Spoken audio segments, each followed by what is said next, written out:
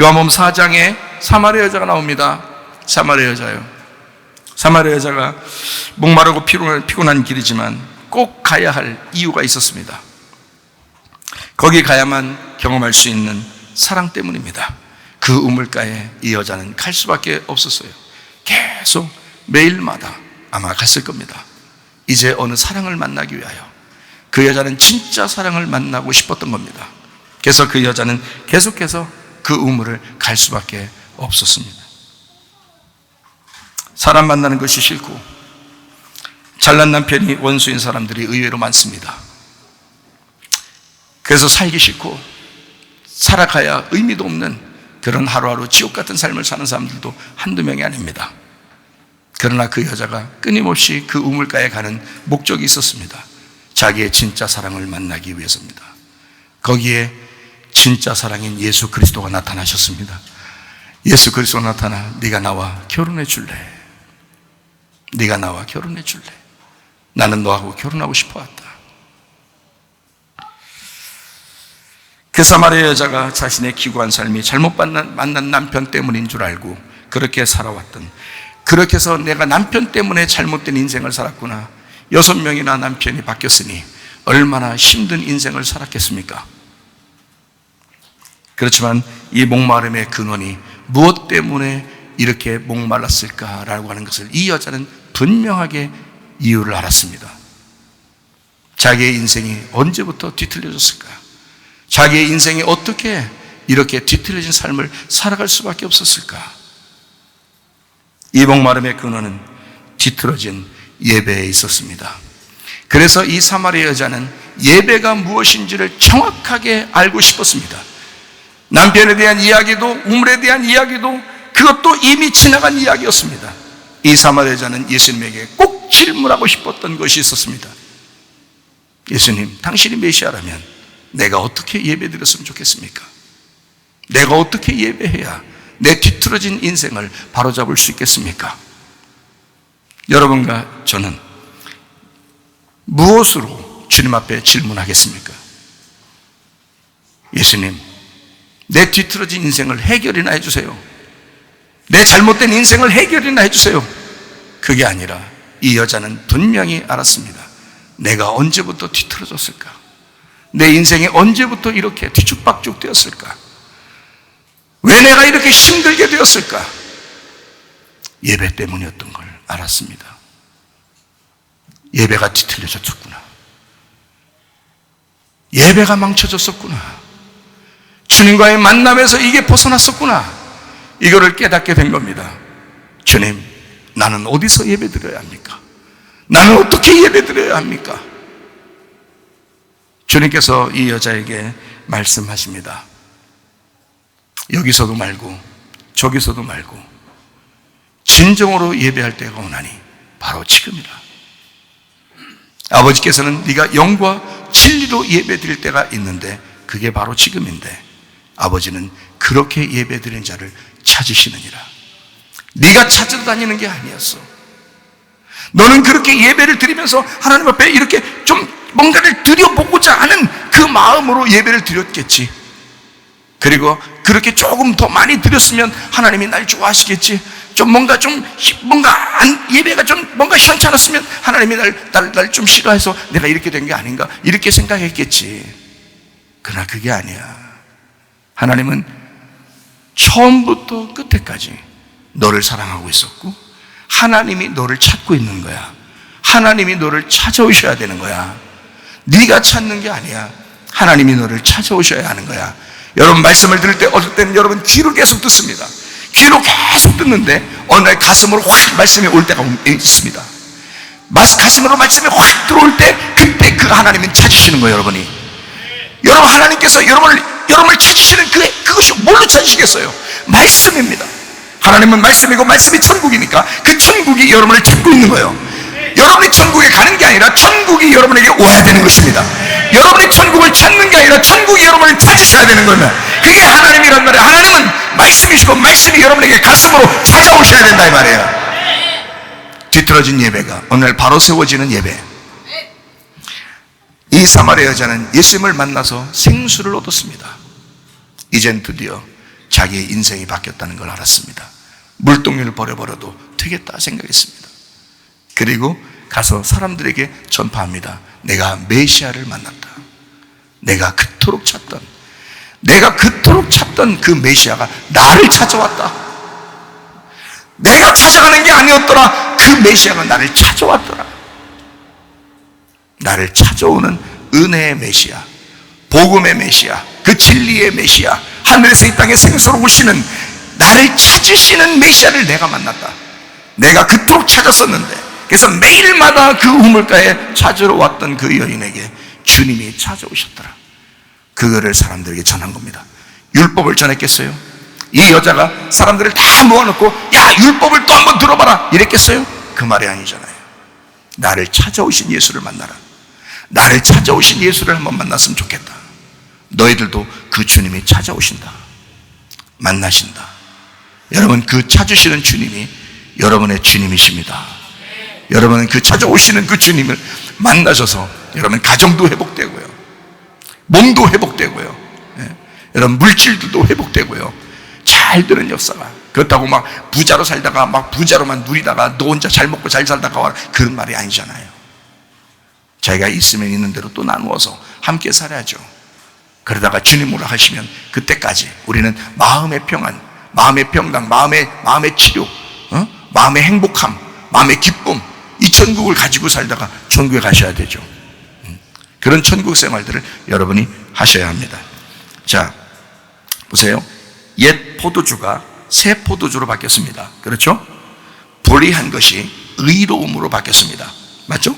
옛 성전이 새로운 성전이 됩니다. 맞죠? 그러니까 이렇게 옛날 것들이 이렇게 새롭게 됩니다. 자, 그러면 탕자는 어때요? 탕자. 누가복음 15장에 탕자가 어때요? 탕자가 돌아온 탕자가 되죠. 예, 탕자가 돌아온 탕자. 그러면 탕자는 어떤 인생을 살아요? 아버지 떠나면, 집 떠나면 고생인데 아버지 떠나니까 어떻게 인생 살아요? 쓴맛을 보는 겁니다. 그죠? 쓴물. 쓴물이 뭐가 돼야 돼요? 단물이 돼야 되겠죠. 그래서 쓴물이 단물이 돼야 돼요. 그래서 탕자는 돌아온 탕자가 돼야 됩니다. 그죠? 예, 그러니까 옛 포도주는 새 포도주가 되셔야 됩니다. 맞죠? 네. 마찬가지로 음료는 뭐가 돼야 되나요? 음료는 신부가 되셔야 돼요. 신부가. 음료는 신부가 돼야 돼요. 여러분, 신랑 신부는 여러분 지금 같이 신랑 신부 같이 앉아 있는 사람도 있죠. 여기 지금 신랑 신부 같이 앉아 있는 분도 있죠. 여기 지금 같이 앉아 계신 분도 있잖아요. 신랑 신부. 예? 그러면 여러분 그 결혼하는 사람들을 뭐라 그래요? 결혼한 사람들을 뭐라 그래요? 그럼 신랑 신부 되는 결혼하는 그 사람들을 뭐라 그러냐고요? 지금 여기 앉아 있는 사람들이 신랑 신부 같이 앉아 있잖아요. 그러면은 결혼한 사람들은 뭐라 그래요? 새 신랑 새 신부라 그러죠.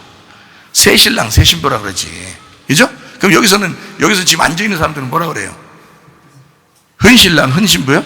아니, 그 말이 아니잖아. 그 말이 아니잖아. 지금 그냥 신랑 신부라 그러잖아요. 그죠? 남편과 아내라 그러잖아요. 남편과 아내라 그런다고요. 그러면 새로 결혼한 사람도 이제 남편과 아내가 된다 해가지고 신랑과 신부가 된다 그래서 새 신랑 새 신부 된다 이 말에 오늘 새 신부가 나타났다, 오늘 새 신랑이 나타났다 그러잖아요. 신부가 이제 새 신랑하고 결혼하는 거잖아요. 그죠? 그러면 성경에 나오는 예수님은 우리에게 새 신랑이니까 흔 신랑이니까 예수님은 우리에게 새 신랑 되시겠죠? 새 신랑. 그러면 내가 오늘 새 신부가 될 때 만나겠죠? 새 신부가 되면 만나요. 그러면 신랑과 신부 결혼할 때는요, 여기 보니까 특징이 있더라고요. 신랑과 신부 결혼할 때는 특징이 보니까 어떻게 하냐면 잔치를 하더라고요. 잔치. 어느 나라든지 마찬가지예요. 그러니까 결혼식은 그냥 대충 하는 데도 있어요. 결혼식을 대충 하는 데도 있어요. 여기에 보니까 성경에 보니까 아브라함의 아들 이삭이 결혼할 때 보니까요, 결혼식 같지도 않게 결혼하더라고요. 그렇죠?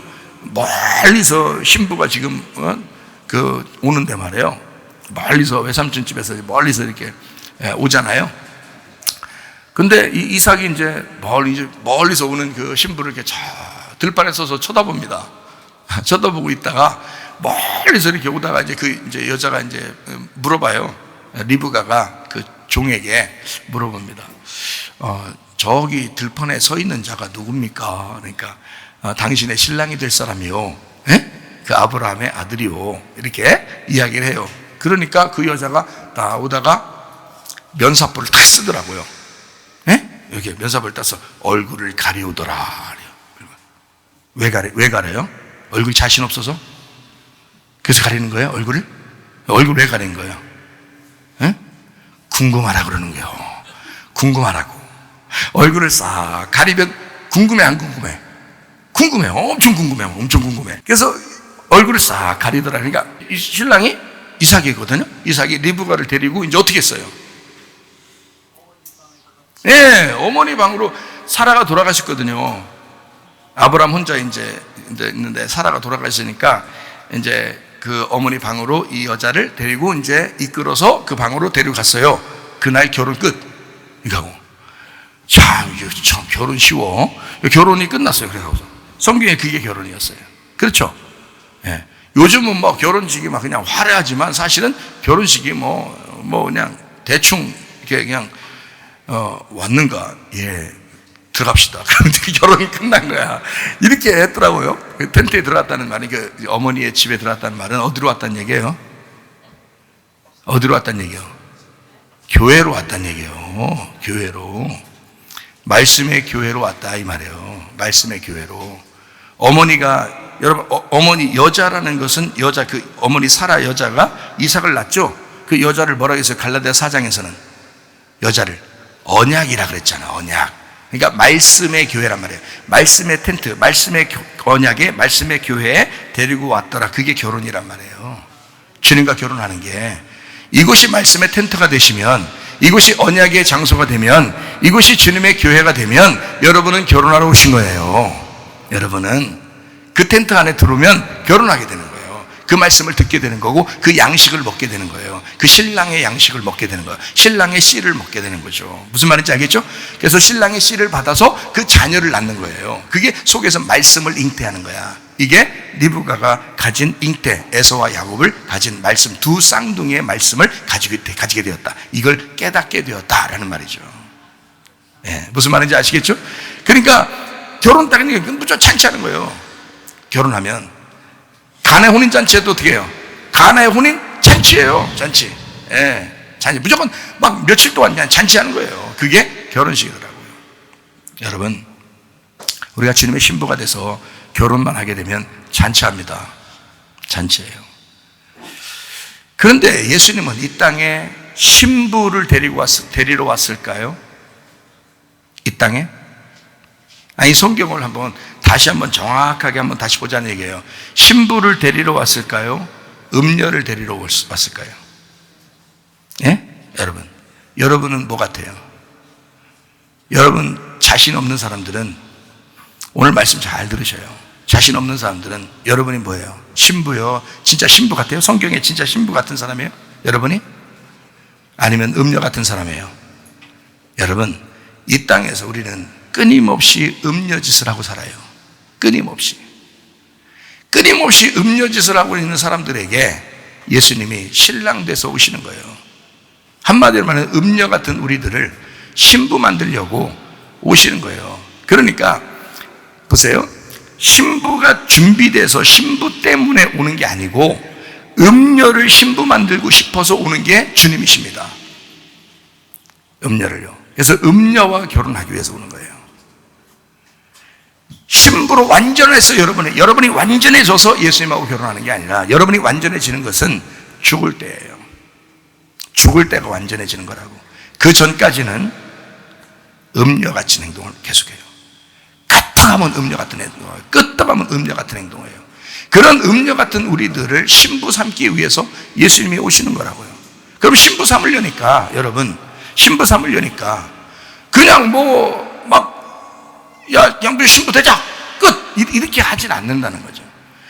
음녀를 신부 만들기 위해서 옷을 계속 빨아주고요, 계속 새로운 포도주를 먹이려고 그러고요, 계속해서 좋은 것으로 만들어서 주려고 그러고 바꿔주려고 하는 거죠. 옷을 새롭게 입히려고 그러고, 어떻게든지 빨래해서 해주려고 그러고, 어떻게든지 그 사람을 준비시켜서 막 무장시키려고 하는 거죠. 하나님의 이름으로 살게 하려고 계속 준비시킨 거예요.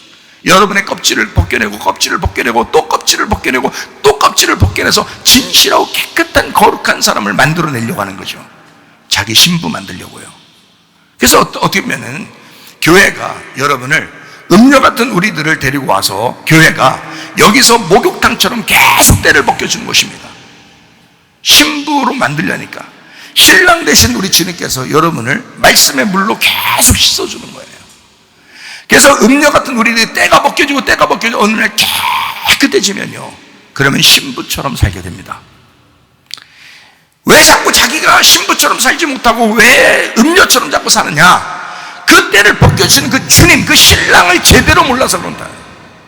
신랑을 제대로 알게 되면 껍질이 벗겨지고, 신랑을 제대로 알게 되면 신부처럼 깨끗해진다.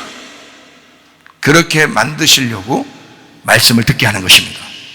예배드리게 하는 거고요, 기도하게 하는 것입니다. 말씀과 기도로 거룩해진다라고 말씀합니다. 디모데후서 4장 6절부터 8절까지 말씀, 전제와 같이 내가 벌써 부어지고 나의 떠날 시각이 가까웠도다. 나는 선한 싸움을 싸우고 나의 달려갈 길을 마치고 믿음을 지켰다. 보세요, 선한 싸움을 싸우고 나의 달려갈 길을 마치고 믿음을 지켰다. 자, 이게 얼마나 전투적입니까? 그냥 다 된 게 아니란 말이에요. 선한 싸움을 싸웠다는 얘기야. 달려갈 길을 다 마쳤다는 얘기예요. 믿음을 지켰다는 얘기예요. 이게 그냥 이루어진 것입니까? 아니죠. 이렇게 때를 벗겨내고 이렇게 새 옷으로 갈아입었다는 얘기예요. 날마다 두루마리를 빨았다는 얘기예요. 날마다 새로워졌다는 얘기예요. 날마다 자기의 옛 포도주를 벗어버리고 새 포도주를 먹게 하여 옛 성전을 부셔버리고 새 성전 되기 위하여 탕자가 돌아온 탕자가 되어 아버지 하나님을 만나기 위하여 그렇게 살아갔던 그 내용을 얘기하는 말이에요. 그냥 이루어진 것이 아니죠. 선한 싸움을 싸운 거예요. 달려갈 길을 다 마친 거예요. 믿음을 지킨 겁니다. 여러분과 제가 그냥 하루아침에 갑자기 변해서 신부가 되는 게 아니에요. 음녀들이 왔지만 하나님께서는 신부로 만드시려고 하는 것입니다. 그러니 겸손해야 된다는 거예요. 고집부리지 말라는 거예요. 교만하지 말라는 거예요. 말씀 듣고 순종하라는 거예요. 믿음을 지켜야 된다는 거예요. 선한 싸움을 싸워야 된다는 거예요. 의로움을 위하여 불의와 싸우라는 거예요. 여러분, 의로움을 지켜내기 위하여 그 불의함과 싸우라는 거예요. 달려갈 길을 다 마치라는 거예요. 그렇게 달려갔을 때, 그렇게 선한 싸움을 싸웠을 때, 여러분의 욕심 때문에 싸우고, 여러분의 고집 때문에 싸우고, 여러분의 교만 때문에 싸우고, 미워해서 싸우고, 용서가 안 돼서 싸우고, 기분 나빠서 싸우고, 승질나서 싸우고, 이런 게 아니라 선한 싸움을 싸우는 거야. 그리스도의 신부가 되기 위하여 깨끗한 옷으로 갈아입기 위하여 선한 싸움을 싸우는 거예요. 달려갈 길을 다 마치는 거야. 그거는 누가 해요? 자기가 하는 거야. 말씀을 듣는 것도 자기가 하는 거야. 기도하는 것도 자기가 하는 거야. 용서하는 것도 자기가 하는 거야. 말씀을 들었어. 기도를 했어. 주님 앞에 선한 싸움을 싸우는 거야. 믿음을 지키는 거야. 무슨 말인지 알겠죠? 이렇게 갔더니 디모데후서 4장 8절 말씀, 이제 후로는 어떻게 된다? 이제 후로는 이 하늘나라에서 이루어지는 것도 있겠죠, 그죠? 이제 후로는 하늘나라에서 이렇게 된다라는 말도 되겠죠?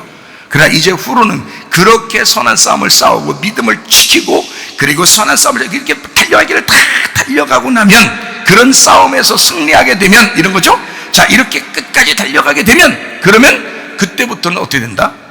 나를 위하여 의의 면류관이 예비되었으므로. 자, 하늘나라에서만 있는 거야? 하늘나라에서만? 아니죠. 이 땅에서도 의의 면류관이 있다는 거야. 이 땅에서도. 너 선한 싸움을 다 싸웠잖아. 달려갈 길 다 달려갔잖아. 믿음을 지켰잖아. 그러니까 그때부터는, 이제부터는, 그때부터는 어떻게 해? 의의 면류관이 준비되어 있다는 거야, 너한테. 이건 하늘나라에서만 있는 게 아니란 말이에요. 여러분과 제가 교회에 나온 것은 이렇게 그냥 과거의 옛사람처럼, 옛 성전으로, 옛 포도주로 계속 탕자처럼 그렇게 살아가라는 뜻이 아니잖아요. 불의함으로 그냥 그렇게 살아가라는 뜻이 아니잖아요. 의로움으로 바뀌어서 살아가라. 하늘의 삶을 살아가라. 아버지의 뜻대로 한번 살아가보자. 의의 면류관을 쓰고 살아가보자. 생각을 바꾸자. 나의 혼자 있었던 악한 생각에서 선한 싸움을 싸워보자. 이렇게 살아가는 것은 여러분 안에 의로움이 찾아오게 되고 천국이 찾아오는 길이다. 그런 천국이 여러분 속에 찾아오게 되면 의의 면류관이 예비되었으므로 주 곧 의로우신 재판장이 그날에 내게 주실 것이며 내게만 아니라 주의 나타나심을 사모하는 모든 자에게도 주실 것이다. 자, 하늘나라에서만 아니죠, 이 땅에서도 마찬가지라는 말이죠. 주의 말씀을 사모하는 자들에게, 그렇게 살려고 하는 자들에게 다 주겠다. 바울에게만 준다는 얘기예요? 아니죠. 우리에게도 다 주겠다는 얘기야. 이 좋은 것을 왜 안 받으시냐 이 말이에요. 여러분과 제가 의의 면류관 받고 이 땅에서도 천국을 살 뿐만 아니라 하늘나라에 올라갈 때도 천국을 가는 주의 사람들이 다 되시기를 바랍니다. 우리 하나님 아버지 사랑과 은혜를 감사합니다. 하나님 아버지, 우리는 자칫 우리도 모르는 사이에 이제 대충 이 땅에 살다가 어느 날 하늘나라만 가면 되지라고 생각하는 사람들이 꽤나 많습니다. 그러나 하나님 의의 면류관이 이 자리에 있어야 하고, 하나님 내 의로움, 하나님의 창조의 그 질서대로 하나님의 형상대로 지음받은 우리가 그 본 모습대로 돌아가는, 주님께서 우리에게 그토록 원하시던 그 모습으로 돌아가 살아가는 주의 사람들이 다 되어야 될 줄로 믿습니다. 우리 하나님 아버지, 우리 마음이 천국되게 하옵소서. 우리 마음이 평안하게 도와 주옵소서. 우리 마음이 기쁨 있게 도와 주시옵소서. 우리 마음에 행복함을 주옵소서. 건강하고 안전하고 평안하고 행복하다가 주님 만나게 도와 주옵소서. 예수님 귀하신 이름 받들어 기도 올리옵나이다. 아멘.